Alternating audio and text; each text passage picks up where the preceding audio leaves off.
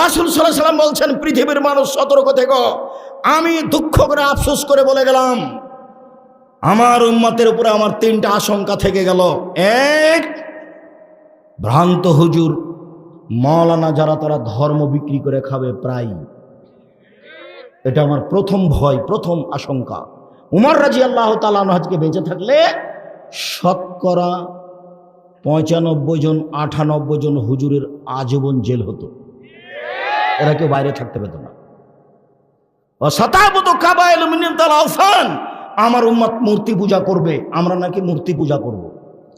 বাপের ছবিকে সুন্দর করে সাজিয়ে রেখেছে বাড়িতে, বেঁধে আমাকে বলছে আমি আমার মাকে সম্মান করি, আমার মায়ের ছবি আমি সবসময় পাশে রাখি, ও বলে ওর মাকে সম্মান করে। এভাবে আমি বললাম, আপনি শিক্ষিত সন্তান নন, বরং আপনি কুসন্তান, খারাপ।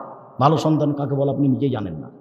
মাকে মাটি দিয়ে এসে পাসপোর্ট সাইজের ছবিটা টুকরা টুকরা করে ছিঁড়ে ফেলে মায়ের কবরের পাশে গিয়ে বলতে হবে, আল্লাহ আমার মা যেটুকু ভুল ত্রুটি করেছে মাফ করে দাও।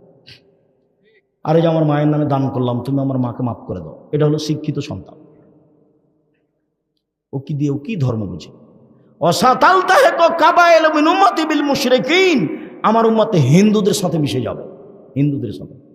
গান বাজনা কাদের বাড়িতে চলতো আগে বিবাহে? হিন্দুদের। এখন তো সবার বাড়িতে চলে, এখন তো গান বাজনা সব দোকানই চলে, এখন তো বাদ্যযন্ত্র সব মোবাইলই চলে।